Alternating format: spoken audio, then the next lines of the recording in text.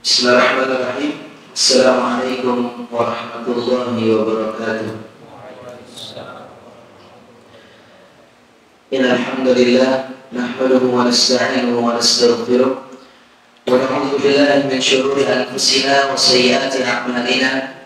May yahdihillahu fala mudilla lahu wa may yudlil fala hadiya lahu. Asyhadu an la ilaha illallah wahdahu la syarika lahu wa asyhadu anna Muhammadan 'abduhu wa rasuluh. Ya ayyuhalladzina amanu taqullaha haqqa tuqatih wa la tamutunna illa wa antum muslimun. Ya ayyuhan nasu taqu rabbakum alladzi khalaqakum min nafsin wahidah wa khalaqa minha zawjaha wa batha minhuma rijalan katsiran wa nisaa'a wattaqullaha alladzi tasaaluna bihi wal arham innallaha kana 'alaykum raqiba. Ya ayyuhalladzina amanu taqullaha wa qulu qawlan sadida yuslih lakum a'malakum wa yaghfir lakum dhunubakum wa may yuti'illaha wa rasulahu faqad faza fawzan 'azima. Amma ba'd, fa inna asdaqal hadithi kitabullah wa khairal hadi hadi Muhammadin sallallahu alaihi wasallam wa syarrul umuri muhdatsatuha wa kullu muhdatsatin fid din bid'ah wa kullu bid'atin dhalalah wa kullu dhalalatin fin nar. Alhamdulillah, kita memuja dan memuji Allah Subhanahu wa taala yang senantiasa memberikan kepada kita limpahan nikmat dan rahmat-Nya yang begitu banyak. Nikmat yang Allah berikan kepada kita sangatlah banyak. Nikmat yang telah Allah berikan kepada kita tidak akan mungkin kita bisa menghitungnya satu demi satu. Kita dituntut untuk selalu dan senantiasa bersyukur akan nikmat Allah itu.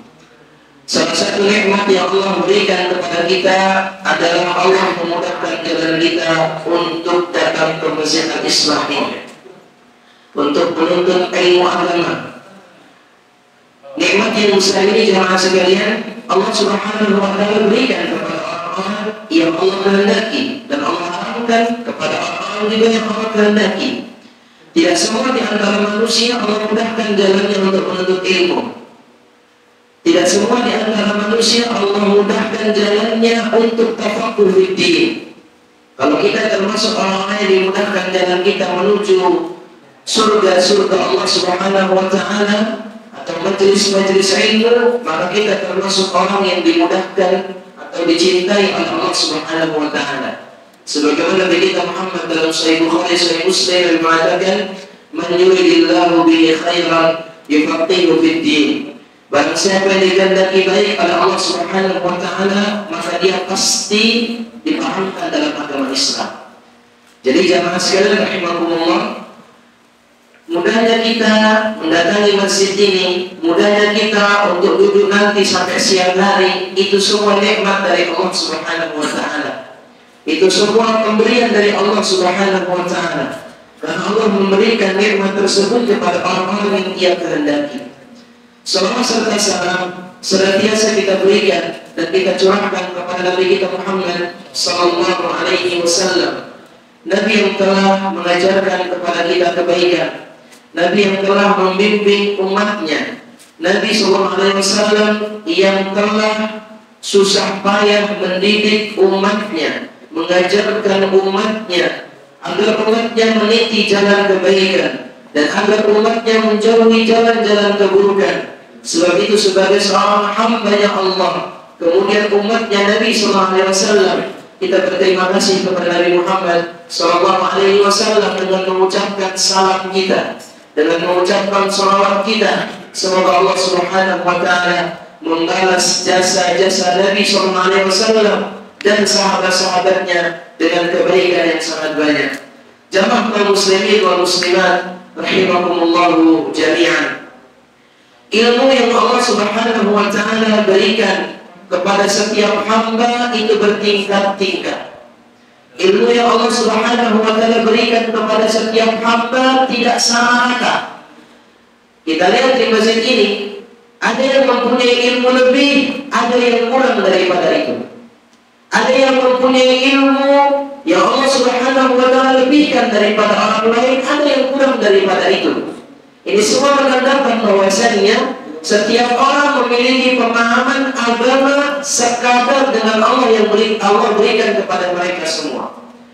Nabi kita Muhammad Sallallahu Alaihi Wasallam menjelaskan dalam hadis-hadis yang sangat banyak bahwasanya ilmu yang Allah berikan kepada hamba-hambanya jamaah sekalian sangat banyak. Tetapi banyak di antara para hamba ada yang ngambil, ada juga yang tidak mau ambil. Ada yang menerima ilmu tersebut, ada juga yang tidak mau menerima ilmu tersebut.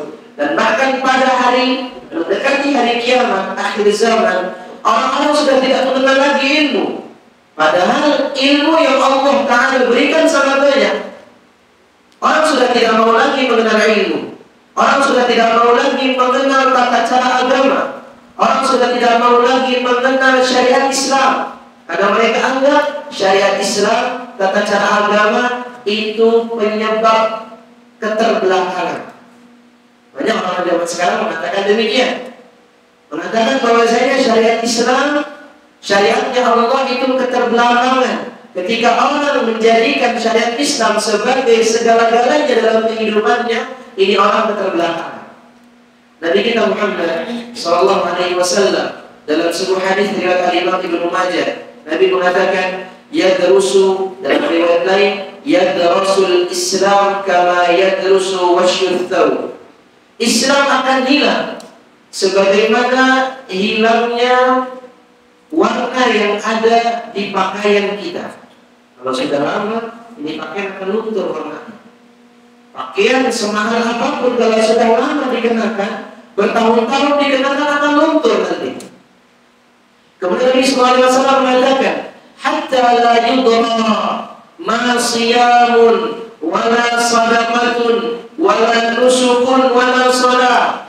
Sampai-sampai pada hari itu tidak lagi dikenal apa itu puasa, apa itu sedekah, apa itu sembelih, apa itu sholat. Sampai sebegitu parahnya di zaman itu.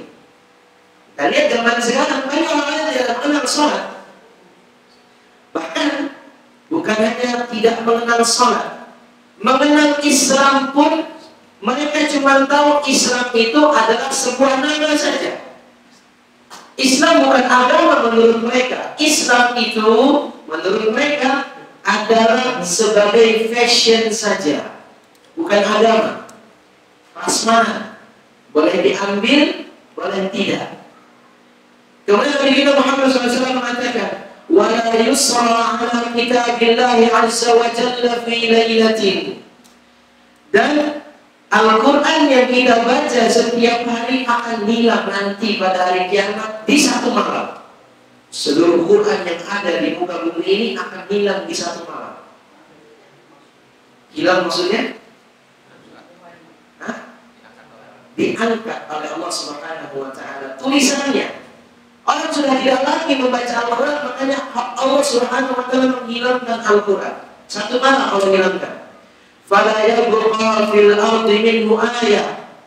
Tidak akan tersisa di bumi ini satu ayat pun. Sampai-sampai kata Nabi menggambarkan saking keterasingannya Islam ketika itu Nabi mengatakan wa tabqa tawaifun minan nas. Tersisa sebagian kelompok manusia, Asy-Syaikhul Kabirul Ajuz, yang mana kelompok manusia itu adalah orang yang sudah tua, rentah, sudah sakit-sakitan. Mertua, rentah. Kemudian orang tua ini mengatakan, yaqul adrakna aba'ana ala hadhihi kalimah la ilaha illallah fa nahnu naquluha. Saking keterasingannya jemaah sekalian, itu orang tua yang sudah tua renta, dia katakan, kami dulu pernah mendengar nenek moyang kami mengucapkan la ilaha illallah. Kami tidak paham maknanya, tapi kami sekarang mengatakannya. Saking asingnya. Saking asingnya. Orang-orang di zaman itu tidak lagi mengenal agama Islam apa. Tidak lagi mengenal syariat Islam itu apa. Sholat enggak sholat, puasa enggak puasa, sedekah enggak sedekah, nyembeli enggak nyembeli. Itulah orang-orang di zaman itu jamaah sekalian. Keterasingan Islam dan keterasingan ilmu.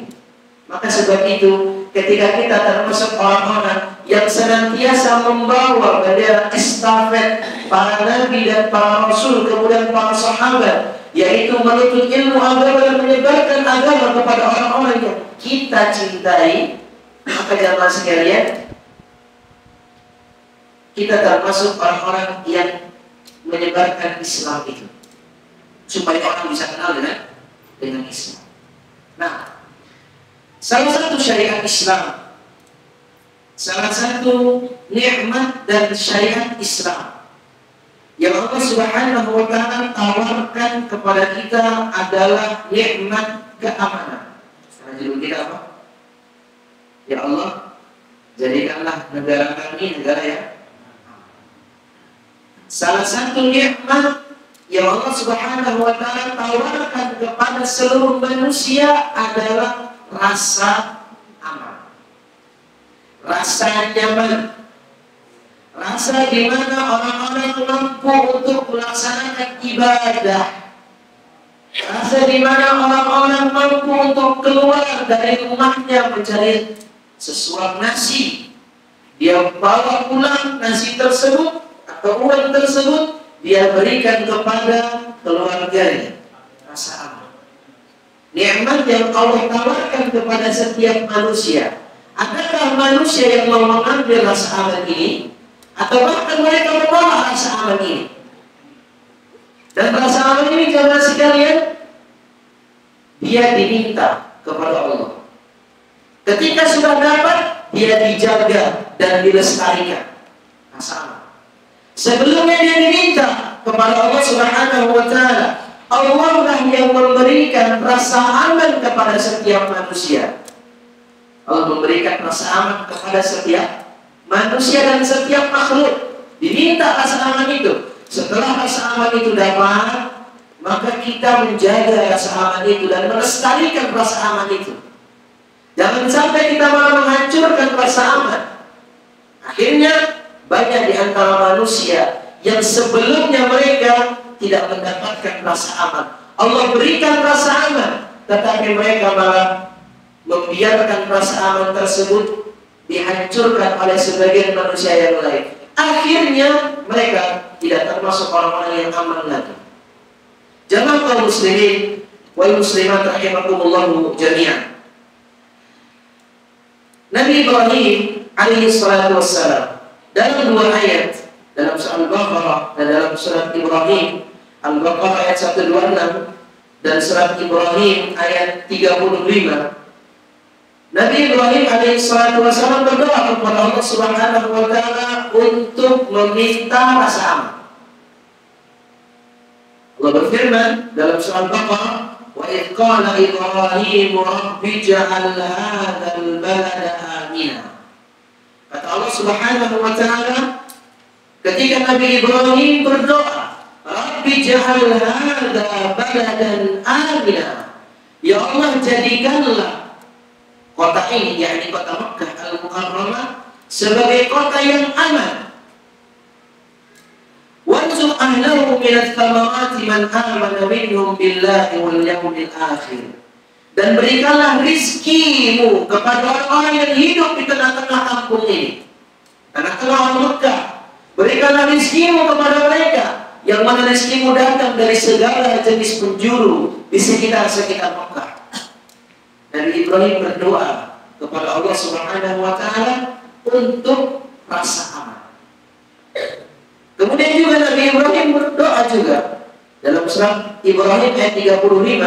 Allah mengatakan, wa idh qala Ibrahim rabbi ij'al hadzal balada amina. Kata Nabi Ibrahim, ya Allah, jadikanlah tempat ini, jadikanlah negara ini, negeri ini sebagai negeri yang aman, sentosa. Wajnubni wa baniya an na'budal asnam. Dan jauhkanlah aku dan keturunanku dari menyembah berhala. Dua ayat yang sangat mulia ini, jamaah sekalian, adalah ayat yang menerangkan bahwasanya rasa aman itu diminta kepada siapa? Allah Subhanahu wa Ta'ala. Diminta kepada Allah Subhanahu wa Ta'ala. Setelah rasa aman tersebut diminta kepada Allah Subhanahu wa Ta'ala, maka kita wajib menjaga rasa aman ini. Tidak boleh kita malah membiarkan rasa aman ini digerogoti oleh sebagian manusia dengan pemahaman-pemahaman sesat mereka. Jangan sampai kita menjadi orang-orang yang membiarkan rasa aman ini dimakan atau dirusak sebagian manusia. Maka bagaimana caranya kita menjaga rasa aman ini, jamaah sekalian? Pada kesempatan pagi yang berbahagia ini kita akan menjelaskan beberapa poin agar kita termasuk orang-orang yang menjaga rasa aman ini. Poin yang pertama, ketika kita ingin menjaga rasa aman ini, jamaah sekalian, poin pertama ini adalah poin mutlak, poin yang wajib untuk kita pegang dalam segala macam jenis apapun. Kita wajib untuk memegang. Apa itu? Poin yang pertama, ketika kita ingin menjaga rasa aman, kita harus menjaganya dengan keimanan. Dengan keimanan. Allah Subhanahu wa ta'ala berfirman dalam surah Al-An'am ayat 82. Allah katakan, "Alladzina amanu wa lam yalbisu imanahum bidzulmin, ulaika lahumul amnu wa hum muhtadun." Kata Allah Subhanahu wa ta'ala, orang-orang yang beriman dan mereka tidak mencampur adukan keimanan mereka dengan kezaliman, yakni asyirik. Dengan kesyirikan mereka tidak mencampur adukan keimanan mereka dengan kesyirikan. Kata Allah Subhanahu wa ta'ala, ulaika lahumul amnu wa hum muhtadun. Mereka adalah orang-orang yang akan mendapatkan rasa aman dan mereka juga akan mendapatkan hidayah dari Allah Subhanahu wa ta'ala. Jemaah kaum muslimin wal muslimat rahimakumullah jami'an. Beriman kepada Allah Subhanahu wa ta'ala adalah syarat mutlak. Kenapa? Karena kalau orang sudah beriman kepada Allah Subhanahu wa ta'ala, dia pasti dicintai oleh Allah Subhanahu wa ta'ala. Dan kalau Allah telah mencintai orang tersebut, Allah tidak akan mungkin membiarkan orang tersebut berada di atas kerusuhan, berada di atas rasa yang tidak aman. Allah akan menjaga orang itu di atas rasa aman, karena mereka sudah mengambil syarat yang pertama ini, yaitu beriman kepada Allah Subhanahu wa ta'ala. Kemudian juga jemaah sekalian, dalam ayat lain dalam surah Al-An'am ayat 48. Al-An'am ayat 48. Allah berfirman, "Faman amana wa aslaha fala khaufun 'alaihim wa la hum yahzanun." Allah mengatakan, barang siapa yang beriman dan barang siapa yang berbuat perbaikan. Setelah dia beriman, dia mencoba untuk berbuat baik. Bukan hanya dia memperbaiki diri sendiri, tapi dia harus berbuat baik kepada orang lain. Dia harus memperbaiki orang lain. Dan ingat jemaah, ketika antum sudah menjadi orang yang memperbaiki orang lain, pasti antum dimusuhi. Itu pasti. Itu pasti. Inilah sunnatullah. Lihat Nabi kita Muhammad SAW. Nabi Muhammad adalah orang baik, bukan? Orang baik. Beliau terkenal dengan kebaikan sebelum beliau diangkat menjadi Nabi SAW. Sebelum beliau diangkat menjadi Nabi, beliau dikenal dengan kebaikan. Beliau dikenal dengan al-amin, orang yang amanah. Beliau dikenal dengan orang yang kalau bertutur kata lembut. Beliau dikenal dengan orang yang tidak akan pernah mengingkari janji. Itu Nabi SAW. Beliau soleh, beliau baik.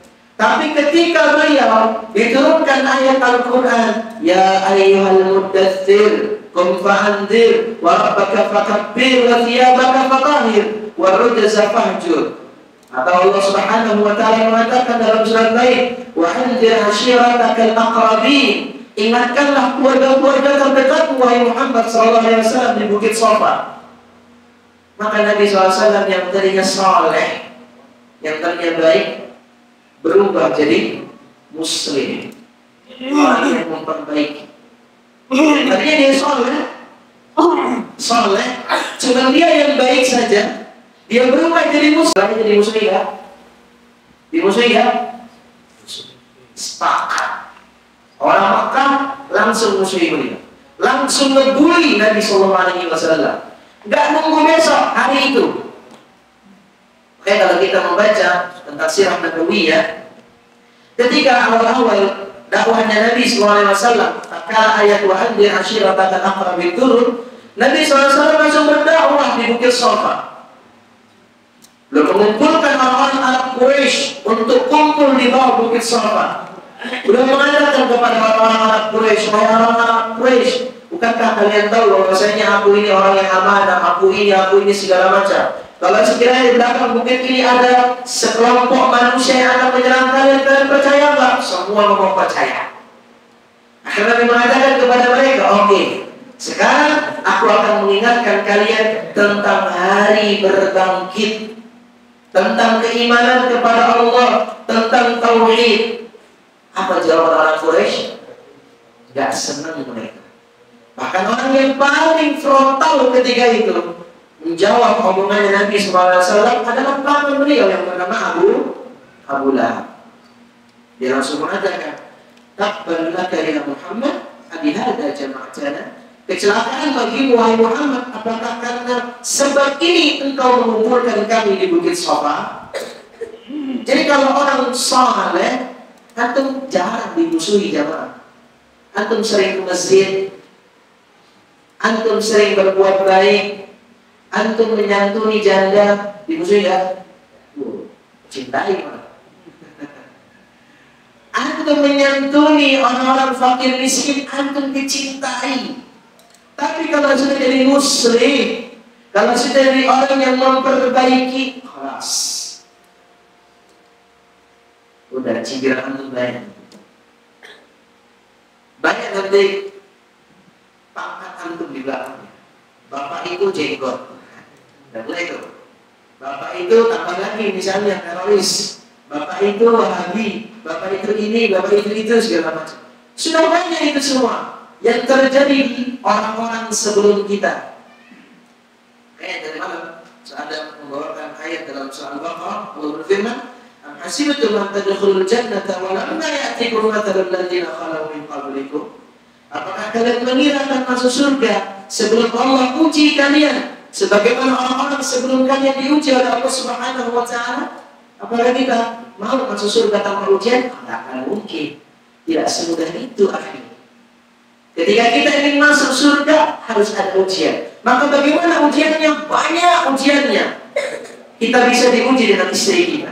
Kita bisa diuji dengan anak kita. Kita bisa diuji dengan tetangga kita. Kita bisa diuji dengan harta kita. Kita bisa diuji dengan segala apa yang kita punya. Itu ujian dari Allah Subhanahu wa taala. Jadi jamaah sekalian, kata Allah tadi, "Faman amana", orang yang beriman, kemudian wa aslaha, dia memperbaiki, fala khaufun 'alaihim wa la hum yahzanun. Tidak ada ketakutan dan rasa sedih bagi mereka semua. Mereka akan dijaga sama Allah Subhanahu wa taala, keamanan mereka dijaga, ketertiban mereka dijaga, ibadah mereka dijaga oleh siapa? Allah Subhanahu wa taala. Ini poin yang pertama. Ketika kita ingin menjadi orang-orang yang mendapatkan keamanan jamaah sekalian, kita harus beriman kepada Allah Subhanahu wa taala. Kita harus beriman, dan memang jamaah sekalian rahimakumullah jami'an, Allah Subhanahu wa taala sangat cinta kepada orang-orang yang beriman kepadanya. Dan itu kita yakini dan kita imani pertama sekali. Kemudian yang kedua, ketika kita ingin menjaga keamanan, poin yang kedua, ketika kita ingin menjaga keamanan adalah kita mengikhlaskan seluruh ibadah kita hanya kepada Allah. Kita mengikhlaskan seluruh ibadah kita hanya kepada Allah Subhanahu wa taala. Setelah kita beriman kepada Allah, kita beramal soleh, maka yang harus kita ingat, amalan soleh yang kita kerjakan, baik itu sholat kita, puasa kita, sembelihan kita, semuanya harus kita tunjukkan hanya kepada Allah, bukan kepada fulan, bukan kepada fulana, bukan kepada Allah, tetapi kepada Allah Subhanahu wa taala. Allah berfirman dalam surah An-Nur ayat 55. Dalam surah An-Nur ayat 55. Allah mengatakan, wa'adallahu alladhina amanu minkum wa 'amilus shalihat. Kata Allah Subhanahu wa taala, Allah telah berjanji. Ingat ya, janji. Kalau Allah sudah berjanji, Allah nggak PHP. Nggak kayak kita. Kebanyakan kita kalau berjanji mengingat. Allah Subhanahu wa taala kalau berjanji tidak akan mungkin mengingkari. Innallaha la yukhliful mi'ad. Allah tidak akan mungkin mengingkari janji. Allah katakan, wa'adallahu alladhina amanu minkum wa 'amilus shalihat.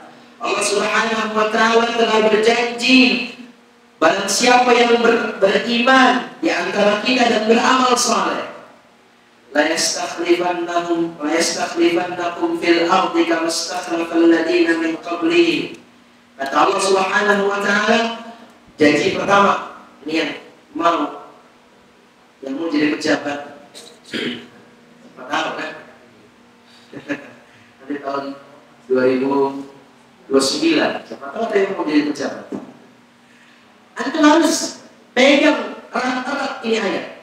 Kata Allah Subhanahu wa taala, yang beriman dan beramal saleh, la yastakhlifannahum fil ardi kama istakhlafal ladina min qablihim. Allah Subhanahu wa taala akan memberikan kepemimpinan bagi mereka semua. Sebagaimana kepemimpinan itu pernah Allah berikan kepada orang-orang sebelum mereka. Kepemimpinan Allah akan berikan bagi siapa? Orang-orang yang beriman dan beramal saleh. Nanti kita akan jelaskan di potongan yang terakhir. Ini janji pertama bagi Allah dari Allah Subhanahu wa taala. Kemudian yang kedua, kata Allah, wala yumakkinanna lahum dinahum alladzi irtadha lahum. Dan Allah juga akan menjadikan agama mereka tidak terusik sama sekali.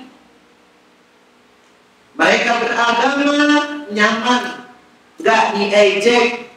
Mereka beragama nyaman, tidak diusik, tidak diusir. Ini yang kedua. Yang ketiga, kata Allah, wa yubaddilannahum min ba'di khawfihim amna. Allah akan menjadikan rasa takut mereka berubah menjadi rasa aman. Tapi dengan syarat, bukan hanya iman saja, bukan hanya beramal soleh saja. Apa syaratnya? Allah katakan, ya'budunani la yusyrikuna bi syai'a. Syaratnya adalah menyembah Allah semata. Kita harus menyembah Allah Subhanahu wa taala semata dan tidak boleh melakukan menyekutukan Allah dengan sesuatu apapun. Kita harus menyembah Allah semata dan kita tidak boleh menyekutukan Allah dengan sesuatu apapun. Ingat jemaah sekalian, orang-orang yang menyekutukan Allah Subhanahu wa taala adalah orang-orang yang sesat. Bahkan mereka lebih buruk daripada hewan ternak. Orang-orang yang menyekutukan Allah, mereka lebih buruk daripada hewan ternak. Allah Subhanahu wa taala mengatakan bahwasannya orang yang kita minta, makhluk yang kita ibadahi sejatinya sama kayak kita. Tidak ada bedanya sama sekali. Allah berfirman dalam surah Al-A'raf, innal ladzina tad'una min dunillahi ibadun amsalukum. Sesungguhnya makhluk-makhluk yang kalian sembah selain Allah, sejatinya mereka itu sama makhluk kayak kalian. Kita nyembah siapa? Nyembah pohon sama kayak kita makhluk. Nyembah siapa? Habib yang telah wafat sama kayak kita. Nyembah siapa? Syekh yang telah wafat, kiai yang telah wafat sama kayak kita. Ibadun amsalukum, kata Allah, sama kayak kita semua. Kata Allah, fad'uhum falyastajibu lakum in kuntum shadiqin. Tapi kalau kita masih kekeh untuk berdoa kepada mereka, kita masih kekeh untuk beribadah kepada mereka, silahkan, kata Allah. Kalau mereka bisa menjawab doa-doa kalian, dan kalau kita termasuk orang yang jujur. Sedangkan tidak akan mungkin makhluk-makhluk yang disembah oleh Allah, oleh manusia, mereka bisa menjawab omongan-omongan manusia. Mereka bisa mengijabah doa-doa mereka, itu tidak akan Tidak akan mungkin. Jadi beribadah kepada Allah dengan ikhlas dan tidak menyekutukan Allah Subhanahu wa taala adalah syarat kita untuk menjaga keamanan. Syarat agar Allah Subhanahu wa taala memberikan keamanan kepada kita semua.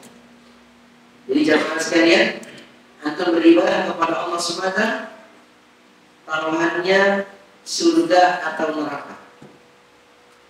Kalau kita beribadah kepada Allah, kita dapat surga. Tapi kalau kita tak mau beribadah kepada Allah, dapat apa? Neraka Allah Subhanahu wa taala.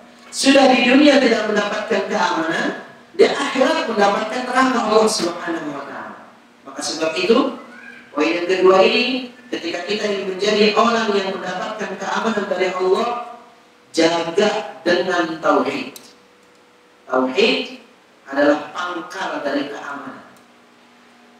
Kemudian jamaah sekalian, ini juga pernah Allah Subhanahu wa taala ingatkan kepada kaum Quraisy. Kita tahu kaum Quraisy adalah kaum yang banyak kelebihan. Kaum Quraisy adalah kaum yang banyak kelebihan. Kelebihan kaum Quraisy itu Allah Subhanahu wa taala sebutkan di dalam surat yang kita semua hafal. Surat Quraisy. Allah berfirman, "Li'ila fi Quraisy, ila fihim rihlat asy-syita'i was-shayf, falyabudu rabb hadzal bait alladzi at'amahum min ju' wa amanahum min khauf." Kata Allah Subhanahu wa taala, "Li'ila fi Quraisy." Itulah cerita tentang orang-orang Quraisy. Ila fihim rihlat asy-syita'i was-shayf, yang mana mereka senantiasa mengerjakan ketika musim panas dan musim dingin, mereka melakukan rihlah perjalanan. Mereka melakukan perjalanan. Musim panas mereka ke Syam, musim dingin mereka ke Yaman. Untuk apa? Dagang. Untuk dapat fulus. Mereka berdagang. Ke Syam sama ke Yaman. Dia kata Allah Subhanahu wa taala, Allah memudahkan orang Quraisy berdagang jamaah. Dulu dagang pakai onta, pakai keledai. Kalau sekarang pakai pick up. Kalau dulu menghabiskan banyak waktu, menghabiskan banyak tenaga. Allah katakan itu semua nikmat dari Allah. Allah berikan kalian wahai Quraisy kemudahan untuk berdagang di musim panas atau musim dingin. Allah katakan, "Falyabudu rabb hadzal bait." Kalau begitu sembahlah Tuhan yang memiliki rumah ini. Rumah apa ini? Ka'bah. Ka'bah. Allah telah memudahkan kalian berdagang siang dan malam. Allah juga telah memudahkan kalian berdagang musim panas, musim dingin. Sembah dong Tuhan yang memiliki rumah ini, yakni Allah Subhanahu wa taala semata. Udah kata Allah, "Allazi at'amahum min ju' wa amanahum min khauf." Dan kenikmatan Allah yang Allah berikan tadi kepada orang Quraisy, Allah memberikan makan mereka, Allah menyelamatkan mereka dari kelaparan, dan Allah juga menenteramkan mereka, menetapkan kepada mereka rasa aman. Ini nikmat Allah kepada orang Quraisy. Dan kita tahu jemaah, kebanyakan orang Quraisy di dakwah Nabi pertama mereka beriman enggak? Beriman enggak? Gak beriman. Tadi sudah kita jelaskan. Gak beriman mereka. Tapi banyak nikmat yang Allah berikan kepada mereka agar mereka berpikir kepada Allah Subhanahu wa taala. Agar mereka berpikir kepada Allah. Supaya mereka kembali kepada Allah. Ternyata banyak juga di antara mereka yang tidak berpikir bahwasanya nikmat-nikmat tersebut hanya milik Allah. Kemudian poin yang ketiga jemaah. Kita sampai setengah 10 ya. Jam 10 ya, setengah 10. 10.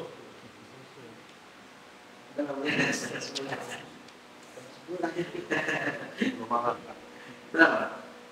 Takut ngambil jatah beliau. Nah, selanjutnya yang ketiga. Ketika kita ingin menjadi hamba-hamba Allah yang mempunyai rasa aman jemaah. Yang ketiga, Jika kita ingin menjadi hamba-hamba Allah yang punya rasa aman. Yang ketiga ini penting banget. Apa itu?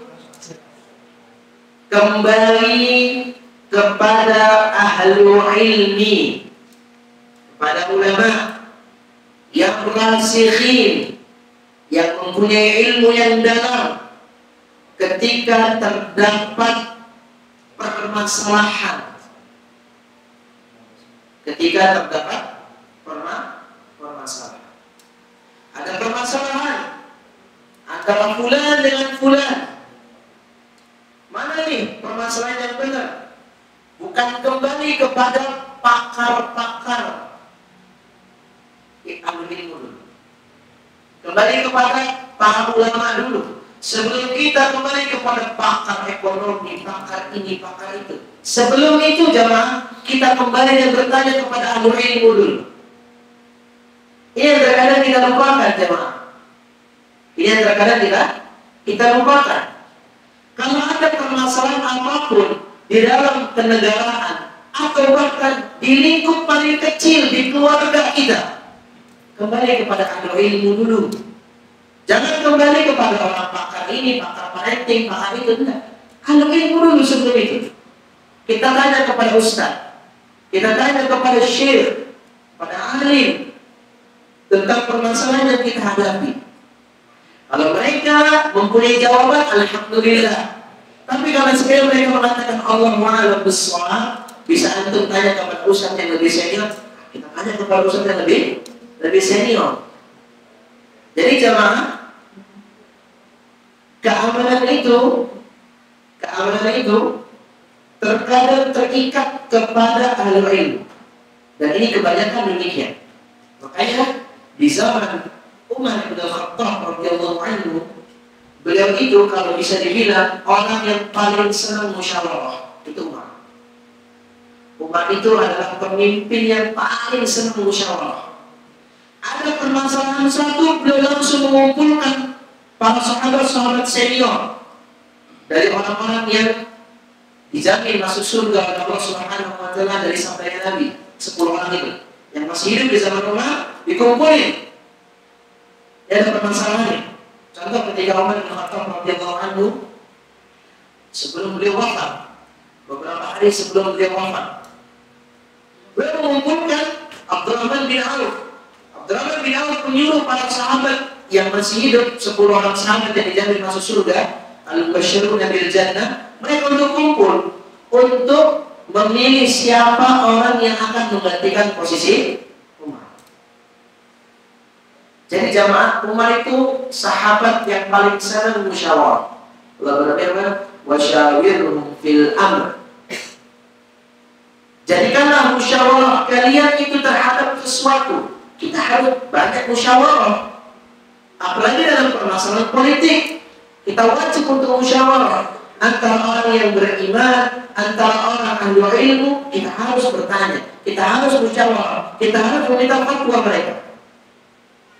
Nah, kebanyakan orang-orang yang tidak sabar, mereka tidak mau mengambil fatwa di antara para ulama. Mereka tidak mau bertanya kepada seorang alim. Mereka katakan, itu mah terlalu peterlek sama Al-Quran sama Sunnah. Nah, jangan sama dia. Karena orang demikian jangan sekalian, ketika mereka mengambil sikap, terkadang sikapnya lebih menjerumuskan mereka ke dalam kehancuran. Karena kenapa? Mereka tidak mau mengambil dari ahli ilmu. Lihat jangan sekalian, antum buat dalam surah An-Nisa ayat 83. Dalam surah An-Nisa ayat 83, Allah mengatakan, wa idza ja'ahum amrun minal amni awil khawfi adha'u bih. Kata Allah Subhanahu wa Ta'ala, ketika datang kepada mereka sebuah kabar tentang keamanan atau rasa takut, bukannya dimusyawarahkan dulu, malah di-share. Kata Nabi dia, ini perbuatan yang salah. Antum dapat kabar, jangan langsung di-share. Sebelum antum share, antum harus memiliki beberapa poin dulu sebelum di-share. Yang pertama, bertanya kepada ahli ilmu. Yang kedua, tatabbut. Apa itu tatabbut? Tabayyun. nanti cek dulu, benar nggak ini? Benar tidak? Atau dapat kabar Ustaz bilang istrinya 2. Antum jangan disebar dulu. Tanya dulu sama anak. Lewat Pak Tarno misalnya. Ini tak nomor Ustaz bilang anak perlu sesuatu. Misalnya, jangan langsung di-share. Inilah kebanyakan manusia latah tangannya mendapatkan sebuah informasi. Tiba-tiba langsung ngomong tahniah, selamat. Padahal belum benar itu. Jadi kita harus tadabbur tabayyun. Sebelum itu kita bertanya kepada ahli ilmu, pada kawan anak misalnya, atau siapapun ahli ilmu kita tanya, benar apa tidak ini kabar? Jangan langsung di-share. Apalagi berkaitan tentang politik, berkaitan tentang politik. Kata Allah Subhanahu wa taala, "Wa idza ja'ahum amrun minal amni awil khawfi adza'u bih." Ketika datang kepada mereka berita tentang rasa aman ataupun rasa takut, bukannya mereka musyawarah, malah mereka langsung share. Kemudian kata Allah, "Walau radduhu ila rasuli wa ila ulil amri minhum la'alimahu alladziina yastanbituunahu minhum."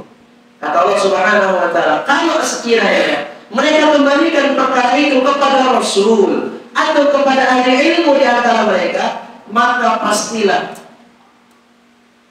hasil yang dihasilkan oleh ahli ilmu atau Rasul itu lebih bagus daripada hasil yang dihasilkan oleh sebagian di antara manusia yang ilmunya tidak ada. Jadi kalau kita ingin terjawab tentang suatu hal, kita datang dulu kepada ahli ilmu, tanya. Sebuah perkara misalnya, tanya dulu kepada ahli ilmu. Tanya kepada ustaz, ada yang ada di kalian ini, misalnya Ustaz Kailani, hafizallahu ta'ala, tanya kepada beliau. Bagaimana ini Ustaz hukumnya Ustaz? Tindakan kami bagaimana Ustaz? Kedepannya kami harus bagaimana Ustaz? Tanya kepada beliau, lebih paham tentang masalah itu. Nah, dan nasihat, jamaah sekalian, nasihat yang paling indah.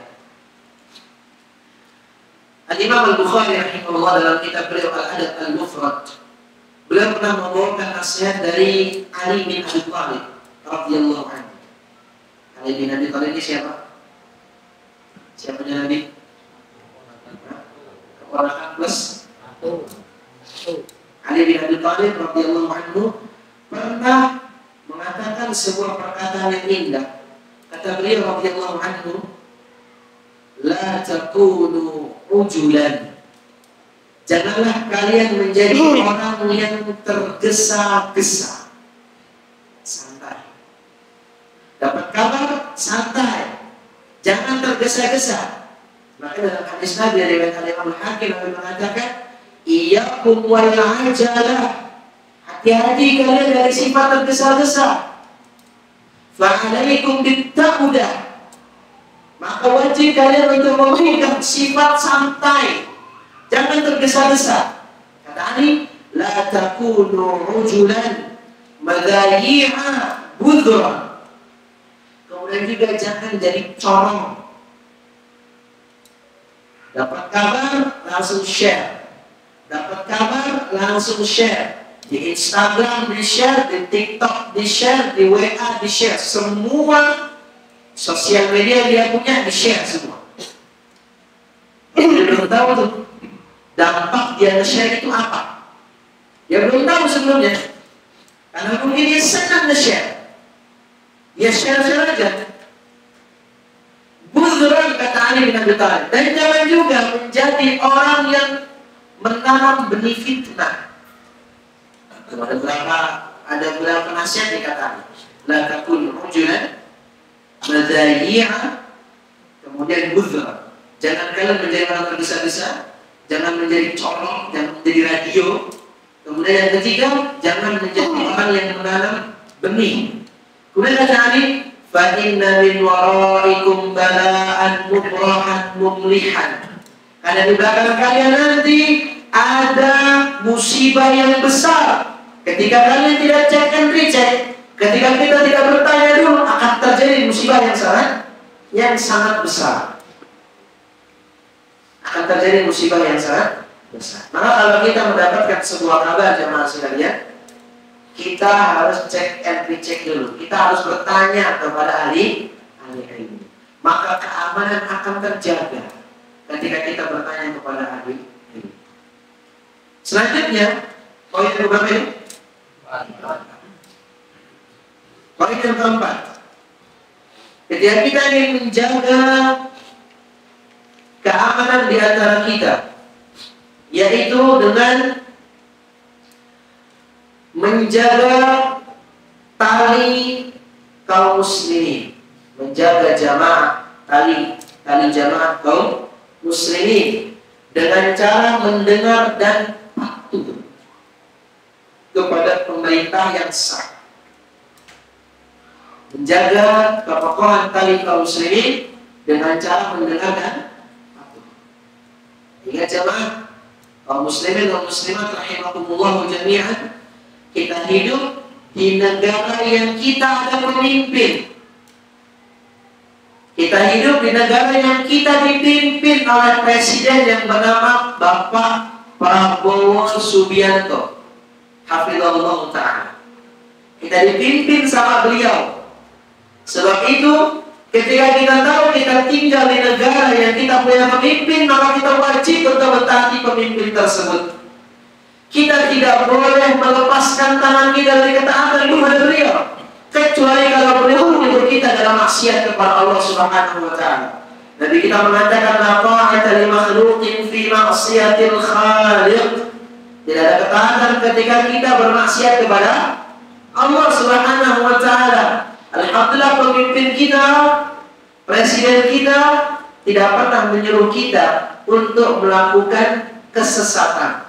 Antum nggak pernah disuruh untuk nyembah kubur. Pernah disuruh? Coba tangan di sini. Siapa tahu antum dapat WA dari presiden.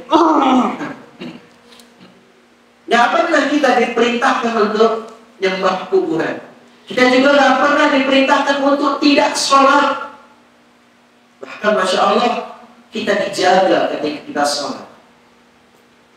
Kita dijaga ketika kita haji. Kita dijaga dalam agama kita. Itu semua adalah nikmat yang Allah berikan melalui tangan-tangan pemimpin kita. Jadi kita harus menjaganya. Alhamdulillah, Pak Prabowo tidak pernah menyuruh kita untuk untuk kemaksiatan kepada Allah. Maka sebab itulah kita menjaga keamanan tersebut dengan cara as-sam'u wa mendengar dan dengan patuh. Dan jamaah sekalian rahimakumullah jami'an, kalau ada di antara manusia yang mana mereka adalah orang-orang yang senang melepaskan ketaatan mereka terhadap pemerintah, atau yang kedua, mereka menjadi orang-orang yang mengajak orang lain untuk keluar dari pemerintahan, maka jangan dekati orang-orang demikian. Ini disebut dengan al-mufariqu lil jamaah. Orang yang melepas atau orang yang keluar dari jamaah kaum muslim. Orang yang keluar dari jamaah kaum muslim. Apalagi sampai mengatakan pemimpin kita tauhid, pemimpin kita halal darahnya ditumpahkan, pemimpin kita wajib dibunuh karena mereka tidak berhukum dengan hukum-hukum Allah Subhanahu wa ta'ala. Ini nggak boleh orang-orang demikian kita dekati. Nabi kita Muhammad SAW mengatakan dalam sebuah hadits dari Imam Bukhari dan Imam Muslim dari sahabat Nabi Abdullah bin Mas'ud radhiyallahu anhu, Nabi mengatakan, la yahillu damu imri'in muslimin yashhadu an la ilaha illallah wa anni rasulullah illa bi ihda thalathin. Kata Nabi SAW, tidak halal darah seseorang di antara kalian yang mana dia bersyahadat la ilaha illallah dan aku adalah Rasulullah, kecuali pada 3 kondisi. Kondisi yang pertama, at-tayyibuz zani, seorang yang sudah tua berzina. Ya boleh untuk dibunuh dengan cara dirajam. Yang kedua, an-nafsu bin nafsi, orang yang membunuh dibunuh sebagai bentuk qisas. Dan yang ketiga, kata Nabi SAW, wa ta'riku lidini al-mufariqu lil jamaah, Orang yang meninggalkan agamanya, maksudnya dia murtad dari agamanya, dan dia menghancurkan jamaah kaum muslimin. Nah, yang ngajak orang muslim, jangan taati fulan, jangan taati fulana, atau jangan taati pemimpin kita. Dia adalah orang-orang yang sesat dan menyesatkan. Dia tauhid, dia halal darahnya, wajib dibunuh, jangan taati. Orang-orang demikian jangan sekali kalau syariat Islam ditegakkan boleh dibunuh. Dan siapa membunuhnya? Pemimpin. Bukan kita individu membunuhnya, bukan. Tapi pemimpin yang wajib untuk membunuh mereka. Kemudian dalam hadis lain jemaah sekalian, Nabi kita Muhammad sallallahu alaihi wasallam dalam sebuah hadis riwayat Imam Abu Dawud dan lain-lain dari sahabat Nabi sallallahu alaihi wasallam Aisyah radhiyallahu anha, Nabi mengatakan, "La yahillu qatlul muslimi illa fi ihda thalathi khisal." Tidak halal darah seseorang untuk dibunuh kecuali dalam tiga perkara. Yang pertama, zani muhsan fayurjam, seorang yang berzina, yang dia sudah nikah, dia diberat, dirajam. Kemudian kata Nabi, wa rajulun yaqtulu musliman muta'ammidan fayuqtal, seorang muslim yang dia membunuh muslim lain dalam keadaan sengaja. Seorang dia membunuh muslim dalam keadaan sengaja, maka dia boleh untuk dibunuh. Kemudian yang ketiga kata Nabi, wa rajulun yakhruju minal islami fayuharibu Allah wa rasulahu fayuqtal aw yusrabu aw yunfa minal ardh. Kata Nabi SAW, orang yang keluar dari syariat Islam, dari agama Islam, dia ngajak orang lain untuk keluar juga dari Islam, kemudian dia memusuhi Allah dan Rasul. Dia mengacak-ngacak barisan kaum muslimin. Maka orang yang demikian jamaah sekalian, dia mendapatkan 3 hukuman. Yang pertama, dia dibunuh. Kalau dia dibunuh nggak mau, dia disalib. Dipenggal nggak mau, disalib. Disalib nggak mau, oke. Kalau begitu yang ketiga, ini lebih ringan. Apa itu? Au yunfa minal ardh. Dia diasingkan. Tidak boleh ada pun satu orang pun yang mendekati dia. Biarin ada satu tempat, satu lokasi, atau bahkan satu pulau, dia suruh tinggal di sini. Gak boleh ada yang nemenin, gak boleh ada yang nemuin. Baik itu keluarganya, koleganya, istrinya, anaknya. Biarin dia sendirian di sini. Yang penting tinggal di sini. Itu syariat Islam. Anak-anak jamaah sekalian, ketika keamanan dalam suatu negara sudah hilang gara-gara digerogoti oleh orang-orang yang tidak mau taat kepada para pemimpin, maka darah kaum muslimin akan menjadi murah. Benar tidak? Alangkah murahnya darah kaum muslimin kalau kita lihat di sebagian tempat di daerah-daerah kaum muslimin, anak-anak kecil dipenggal, anak-anak kecil yang tidak berdosa, kepala mereka hilang. Orang-orang dewasa, bapak-bapak yang sudah tua renta hilang. Gara-gara apa jemaah? Keamanan sudah tidak ada lagi. Makanya orang-orang yang menjadi cikal bakal terjadinya pembunuhan atau bahkan darah kaum muslimin tertumpah, mereka adalah orang-orang yang akan pertama kali diminta pertanggungjawaban.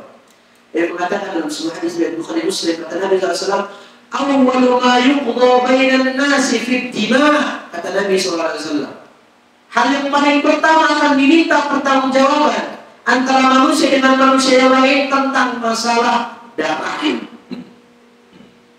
Maka jangan jamaah kita menjadi corong orang-orang yang ingin merusak keamanan di antara kaum muslim. Jangan menjadi orang-orang yang cukup. Sudah cukup. Orang-orang sebelum kita sudah pernah ada cerita-cerita yang demikian. Ya, negara-negara kaum muslimin. Ya, Suriah. Aman gak? Libya. Aman gak? Coba kamu sebutin negara-negara Timur Tengah yang konfliknya di mana-mana. Gak aman. Palestina gak aman sama sekali.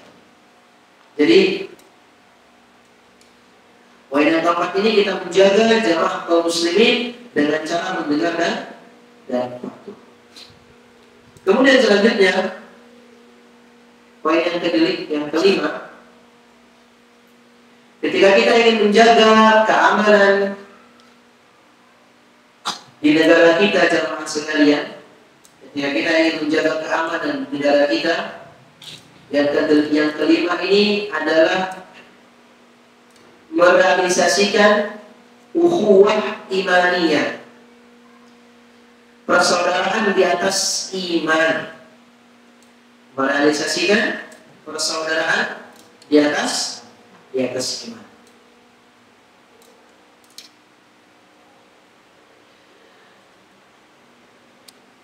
Merealisasikan persaudaraan di atas iman adalah sebuah upaya untuk menjaga keamanan. Orang yang hidup berbarengan dengan kita, maka kita harus menjaga keamanan mereka. Baik itu yang satu iman sama kita, atau bahkan yang beda iman dengan kita, tetapi mereka berada di bawah payung undang-undang yang sama.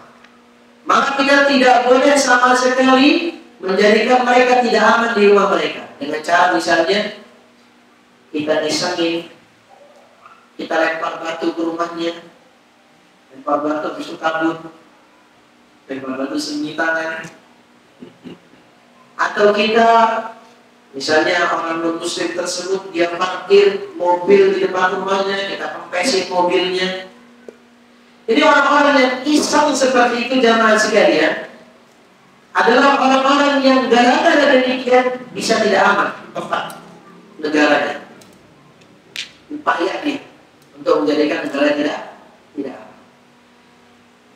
Maka sebagai seorang muslim, kita harus menjaga keamanan negara kita dengan cara kita menjaga ukhuwah imaniyah, persaudaraan seiman, atau persaudaraan tidak seiman tapi di bawah payung undang-undang yang sama. Kita menjaga keimanan kita, jemaah sekalian, atau kita menjaga persaudaraan kita di atas iman itu dengan banyak cara. Salah satunya, kita bertutur kata yang baik kepada saudara kita. Lebih-lebih lagi kita memilih kata-kata yang indah, panggilan-panggilan yang baik kepada saudara-saudara kita. Kita memanggil atau memilih panggilan-panggilan yang baik. Saudara kita namanya Muhammad, bagus-bagus Muhammad, dipanggil Buntung, karena tangannya buntung. Panggil Buntung, ini nggak boleh. Kita panggil saudara-saudara kita dengan panggilan-panggilan yang baik. Dia namanya Muhammad, panggil Muhammad. Dia namanya Ahmad, panggil Ahmad. Dia namanya Rizki, misalnya kita panggil Rizki.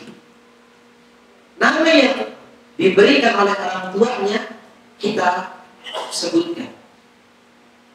Atau menjaga ukhuwah imaniyah yang lain dengan cara kita memberikan sesuatu yang kita pun cinta sesuatu tersebut untuk kita. Nabi kita Muhammad sallallahu alaihi wasallam mengatakan dalam sebuah hadis dari Bukhari Muslim, la yu'minu ahadukum. Kata Nabi SAW, tidak sempurna iman salah seorang di antara kalian. Hatta yuhibba li akhihi ma yuhibbu li nafsihi. Sampai dia lebih mencintai kepada saudaranya sesuatu yang mana sesuatu tersebut dia cintai untuk dirinya. Itu bangga di sini. Bagaimana pemahaman? Contoh jemaah. Saya kasih contoh yang sangat-sangat mudah dipahami. Siang-siang, jam 12, jam 1 siang, antum lihat di depannya ada es buah, es durian, kopi durian, seger banget. Antum lihat depan antum ini ada es. Siang-siang kita senang untuk minum es tersebut. Ternyata di samping kita ada saudara kita yang mana dia juga mau es itu, tapi dia nggak punya uang, dia nggak punya fulus untuk beli. Akhirnya kita ngomong sama saudara kita, wahai fulan, ini es buat antum aja. Kata fulan itu, jangan, nggak usah buat antum, enggak, anak kalau antum mau kan. gampang, Anda bisa beli lagi, Anda masih punya uang.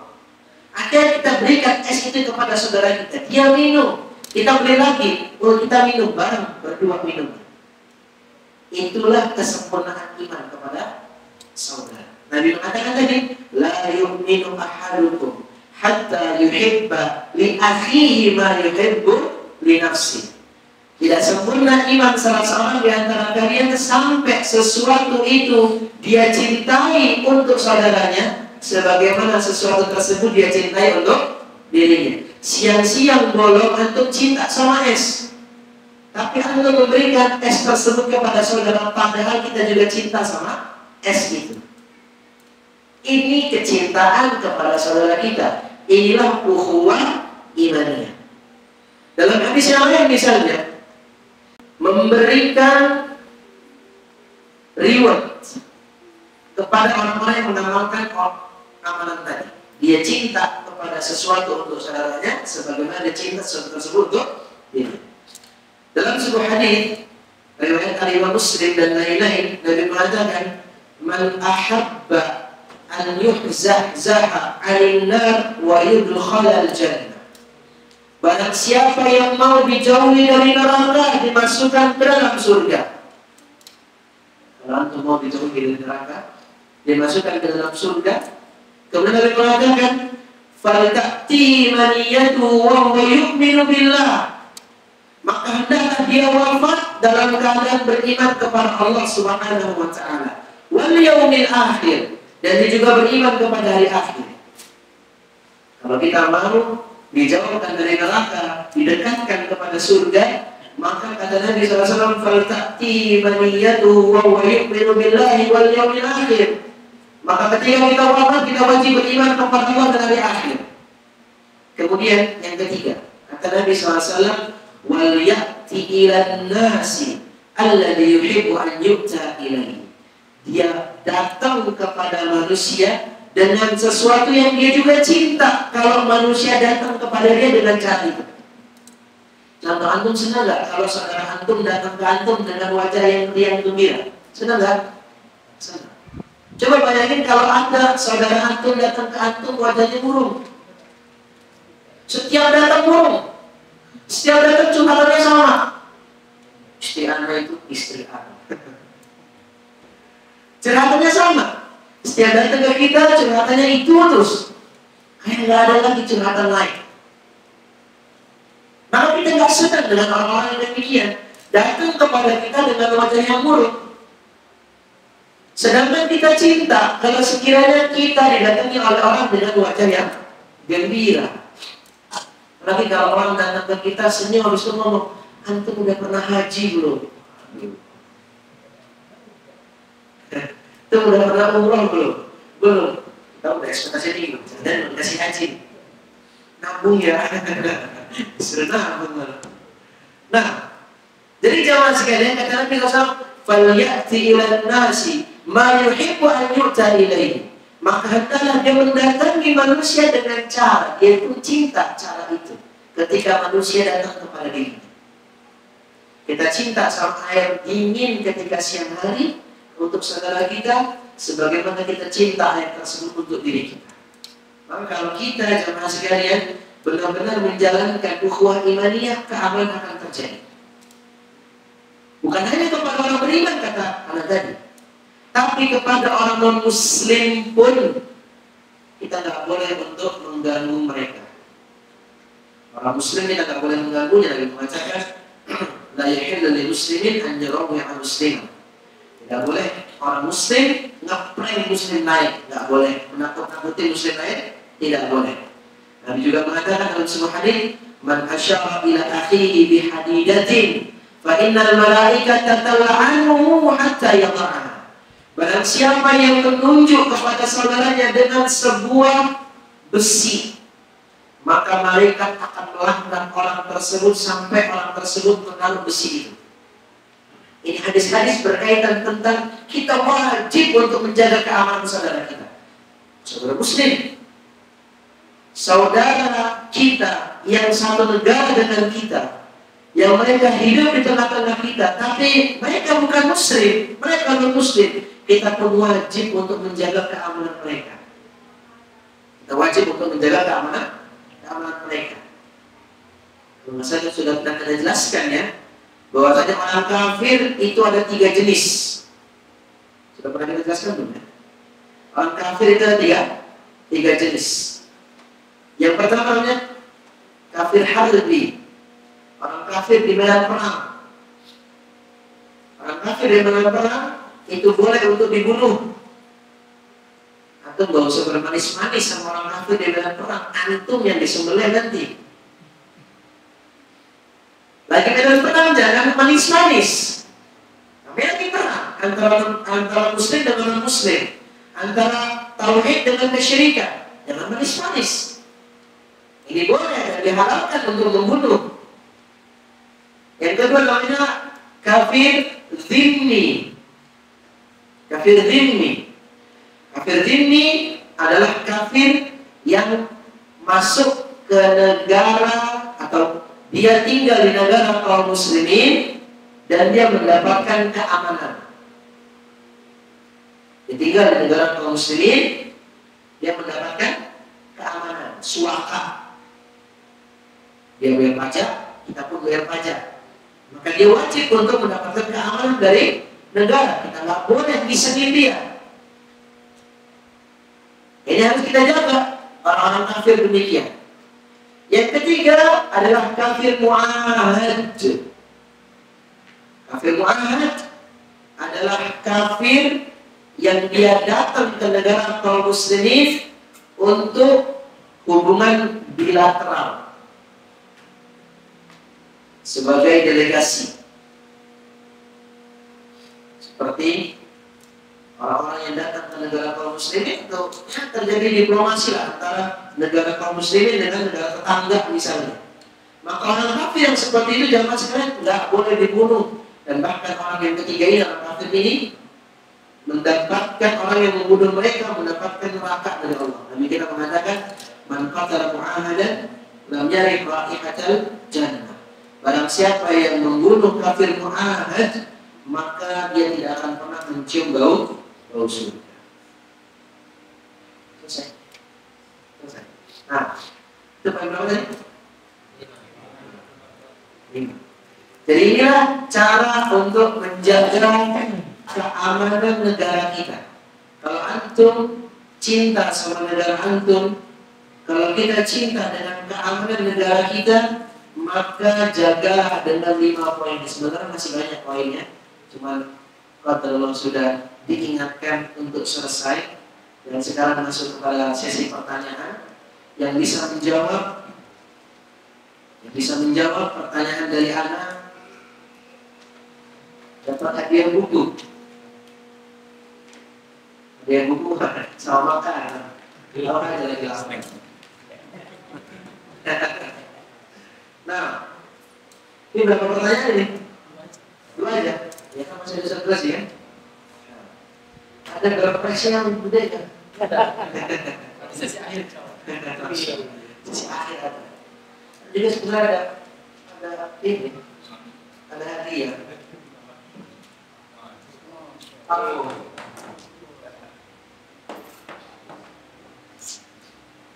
Madinah. Ada 5.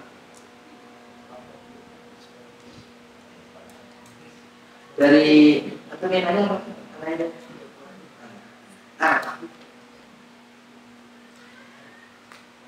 Jadi kalau anaknya yang mau jawab silahkan, yang bisa jawab silahkan pilih antara parfum, buku, atau snack. Atau gimana? Oh, buku sama snack. Berarti parfum, buku, dan snack. Pertanyaan pertama jamaah sekalian. Pertanyaan pertama. Sebutkan 2 cara untuk menjaga keamanan. Yang sudah kita jelaskan. Menjaganya dengan keimanan. Gimana? Dan mengikhlaskan seluruh ibadah kita hanya kepada Allah SWT. Nah, mengikhlaskan seluruh ibadah kita hanya kepada Allah Subhanahu wa Ta'ala. Apa ini?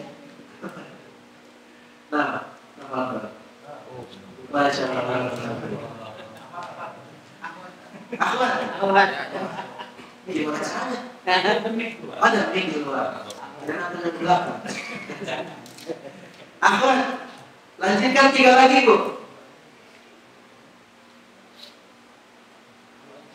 Hah? Kedua buat Ahmad. Ahmad silakan dijawab 3 lagi. Nah, kita sudah menyebutkan 5. 3 lagi. Waalaikumsalam.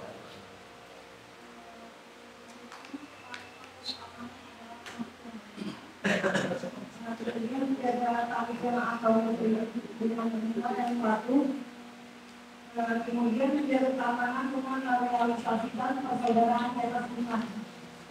Terima kasih. Assalamualaikum warahmatullahi wabarakatuh.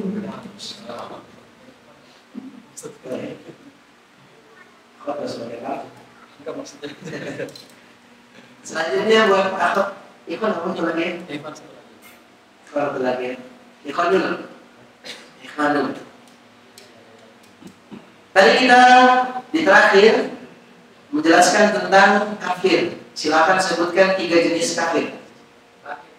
Belum itu. Nyodok. Siapa namanya? Nama? Zahlam. Silakan. Kafir harbi, dhimmi dan apa?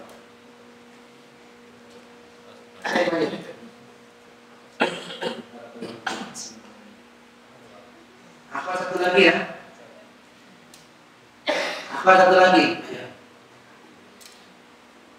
Di antara 3 kafir itu mana yang boleh dibunuh dan mana yang tidak boleh? Akhwat.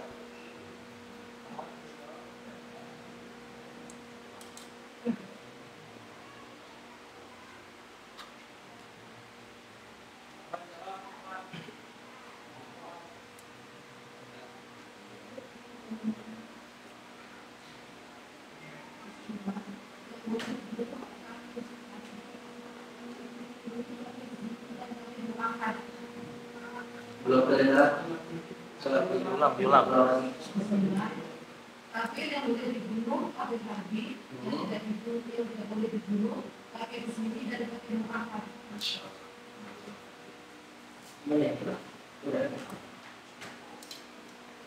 Tiga lagi nih jamaah. Tapi ini bisa kita sampaikan jamaah. Barakallahu fiikum. Mudah-mudahan apa yang kita sampaikan pada hari ini untuk sesi anak bisa kita amalkan di kehidupan kita semua. Semoga Allah Subhanahu wa taala senantiasa menjaga keamanan pada diri kita, pada keluarga kita, pada negara kita, dan semoga Allah Subhanahu wa taala juga sebagaimana mengumpulkan kita di Masjid Al-Isma ini, Allah mengumpulkan kita di surganya. Amin. Nah, itu kajian kita dan mendoa untuk majelis. Assalamualaikum warahmatullahi wabarakatuh.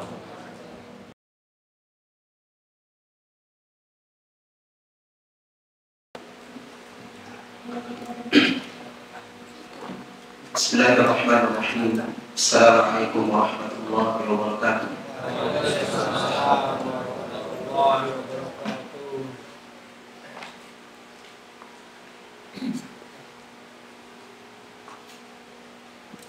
Innal hamdalillah nahmaduhu wa nasta'inuhu wa nastaghfiruh wa na'udzu billahi ta'ala min shururi anfusina wa sayyiati a'malina. May yahdihillahu fala mudilla lahu wa may yudlil fala hadiya lahu. Asyhadu an la ilaha illallah wahdahu la syarika lahu wa asyhadu anna Muhammadan 'abduhu wa rasuluh. Sallallahu alaihi wa ala alihi wa ashabihi wa man sara ala nahjihi wa tamassaka bi sunnatihi ila yaumiddin wa sallama tasliman katsira. Ya ayyuhalladzina amanu taqullaha haqqa tuqatih wa la tamutunna illa wa antum muslimun. يا أيها الناس اتقوا ربكم الذي خلقكم من نفس واحدة وخلق منها زوجها وبث منهما رجالا كثيرا ونساء واتقوا الله الذي تساءلون به والأرحام إن الله كان عليكم رقيبا يا أيها الذين آمنوا اتقوا الله وقولوا قولا سديدا يصلح لكم أعمالكم ويغفر لكم ذنوبكم ومن يطع الله ورسوله فقد فاز فوزا عظيما أما بعد فإن أصدق الحديث كتاب الله وخير الهدي هدي محمد صلى الله عليه وسلم وشر الأمور محدثاتها وكل محدثة بدعة وكل بدعة ضلالة وكل ضلالة في النار. معاشر الإخوة والأخوات rahimani wa rahimakumullah. Alhamdulillah, pada siang hari ini Allah Subhanahu wa taala pertemukan kita di masjid yang mudah-mudahan diberkahi oleh Allah Subhanahu wa taala, menjadi pusat dakwah sunnah yang ada di Banyanda dan sekitar. Kita memuji Allah Subhanahu wa taala dengan izinnya kita bisa bertemu yang mungkin sebelumnya belum pernah sama sekali bertemu. Mungkin sebagian kita datang dari tempat yang jauh ke tempat ini dengan tujuan belajar talabul ilmi, yang sejatinya talabul ilmi, belajar agama Allah Subhanahu wa taala adalah ibadah yang mulia, qurba, bentuk pendekatan diri kepada Allah Subhanahu wa taala yang luar biasa besar. Fala budda min ikhlas niyyah, maka harus ikhlas niat.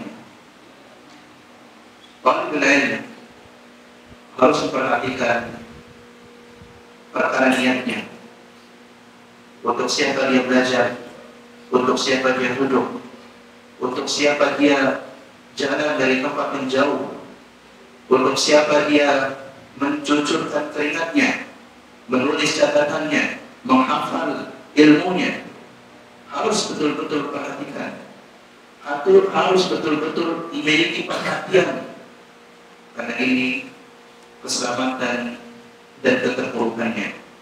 Ketika seorang penuntut ilmu ikhlas karena Allah Subhanahu wa taala, falahu sa'adah, dia akan mendapatkan kebahagiaan. Tapi sebaliknya jika dia jauh dari namanya keikhlasan, atau bahkan tidak ada sama sekali keikhlasan, falahu syaqawah, baginya kesengsaraan, entah itu di dunia ataupun di akhirat.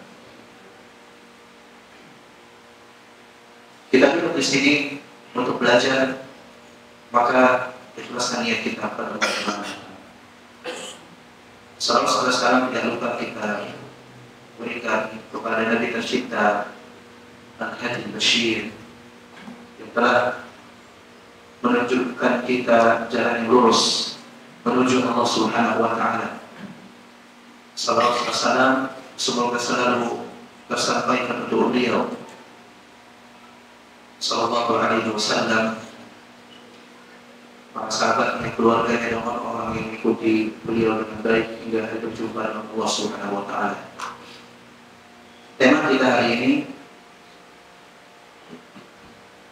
adalah terkait dengan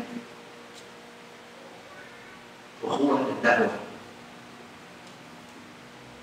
Tema yang sebenarnya besar, cuma mungkin yang bisa disampaikan adalah segelintir dari sebagian perkataan ahli ilmu terkait dengan ukhuwah dan dakwah. Sebelum kita masuk ke inti pembahasan, mungkin saya ingin tanya sedikit, siapa yang paling jauh datang ke sini? Siapa yang paling jauh rumahnya dari masjid ini? Ini Dari mana, Pak? Ada dunia. Ada lagi yang lebih jauh? Mana Masjid? 8. Masya Allah. Timur di mana, Pak? Ada lagi yang lebih jauh? Solo. Nah, ini bukan kampung halaman, Pak.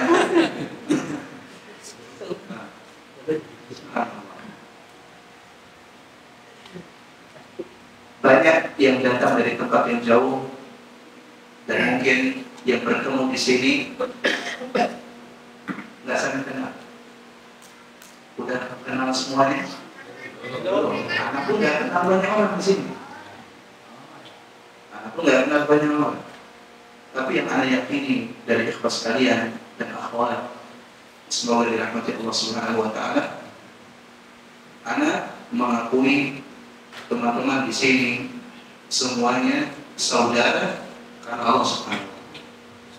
Dan mudah-mudahan sebaliknya seperti itu. Ikhlas kalian, al-ukhuwah, persaudaraan, itu sesuatu yang luar biasa. Nikmat Allah Subhanahu Wa Taala, nikmat yang besar. Tapi terkadang lewat dari telinga kita hanya sekedar lewat, sesuatu yang langsung dilupakan.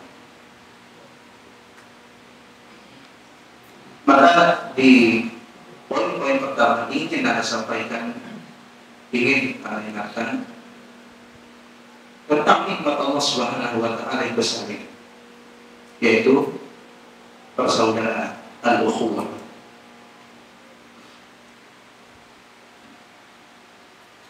Dahulu bahasa Arab ketika belum diturunkan, diutus Nabi tercinta Muhammad Sallallahu Alaihi Wasallam, mereka adalah umat yang terpecah belah, bermusuhan. Satu kabilah dengan kabilah lain permusuhan itu luar biasa, dan itu kita saksikan dalam sejarah. Quraisy bermusuhan dengan kabilah-kabilah lain. Bahkan orang-orang Ansar sendiri bermusuhan juga di antara mereka. Bermusuhan. Dan permusuhan ketika itu bukan seperti permusuhan hari ini yang hanya sekedar meninggalkan tegur sapa, meninggalkan senyum, meninggalkan salam, tidak salam ketika bertemu, atau tidak mau berjabat tangan, atau hanya sekedar mungkin menolakkan pandangannya, tidak mau melihat lawan bicaranya atau saudaranya. Hari ini mungkin seperti itu. Ketika kita tidak mengakui orang tersebut sebagai saudara kita, punya permasalahan. Tapi dahulu lebih besar dari itu. Ketika terjadi permasalahan di antara mereka, perang, bunuh. Tapi Allah Subhanahu Wa Taala turunkan Islam. Allah Subhanahu Wa Taala utus Rasulullah Sallallahu Alaihi Wasallam membawa syariat yang luar biasa mulia, yang luar biasa indah. Akhirnya apa? Hilang. Permusuhan dari hilang. Keburukan di masa jahiliyah mulai sirna dengan adanya Islam. Mulai turun ketenangan, mulai turun kebahagiaan. Karena mereka semua berjalan di atas ajaran yang Allah Subhanahu Wa Taala telah tunjukkan dengan jelas. Subhanallah. Maka Allah Subhanahu Wa Taala ingatkan. Allah Subhanahu Wa Taala berfirman dalam surat Ali Imran ayat 103. Allah Subhanahu Wa Taala berfirman, "Wa qulu ni'matallahi 'alaikum id kuntum a'da'an fa'alafa baina qulubikum fa asbahtum bi ni'matihi ikhwana." Ingatlah oleh kalian semua nikmat Allah Subhanahu Wa Taala atas kalian. id kuntum a'da'an, tatkala kalian itu bermusuh-musuhan. Yang ini dengan yang ini bermusuhan. Kabilah ini dengan kabilah itu bermusuhan. Fa'alafa baina qulubikum, Allah Subhanahu wa taala taklif, lembutkan hati kalian. Apa yang bisa melembutkan hati seorang? Apa? Islam, ilmu, syariat Allah Subhanahu wa taala. Dengan sebab itu, ras batu binikmati ikhwan. Jadilah kalian dengan sebab nikmat Allah Subhanahu wa taala itu saling bersaudara. Saudara, persaudaraan ini sebuah nikmat yang luar biasa besar, yang mungkin hari ini kita tidak betul-betul bisa menikmatinya karena kondisi kita mungkin aman. Dahulu ketakutan itu sangat mencekam, tapi saat ini luar biasa. Kita dilahirkan, alhamdulillah, dalam mungkin kebanyakan kita di dalam keluarga Muslim. Kondisi Indonesia tidak sedang berperang antar sesama kampung yang aman dan seterusnya, alhamdulillah. Tapi mungkin nilai ukhuwah tadi tersamakan untuk sebagian kita.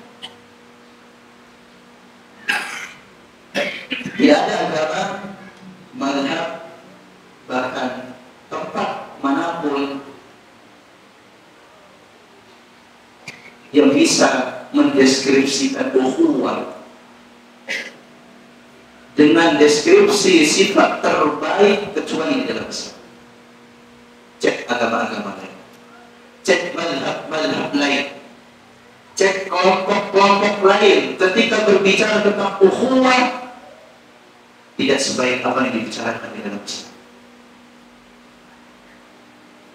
Azim ukhuwah di dalam Islam, nikmat yang luar biasa.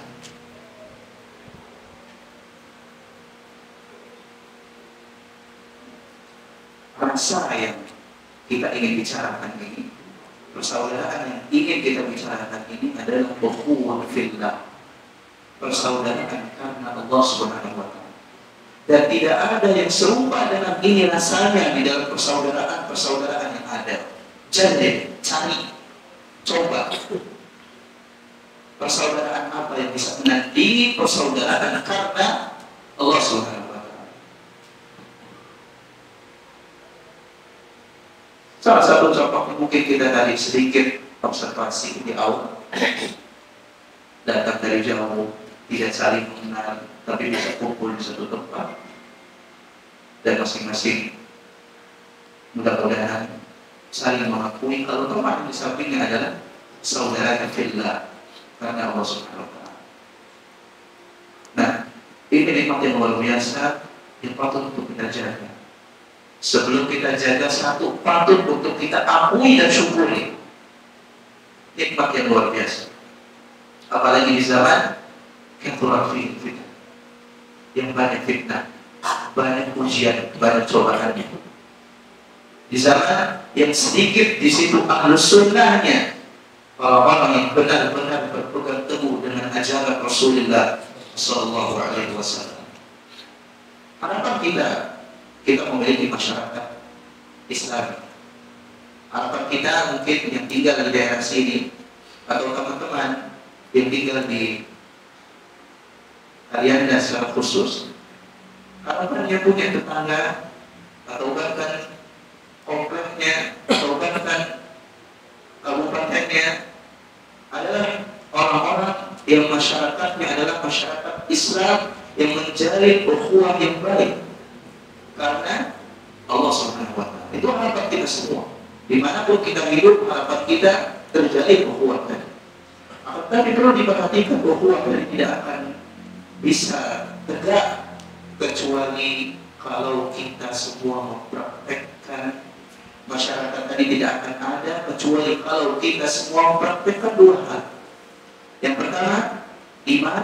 Semua kita adalah orang-orang yang beriman kepada Allah Subhanahu wa taala, dan semua kita adalah orang-orang yang menjalin persaudaraan karena Allah Subhanahu wa taala.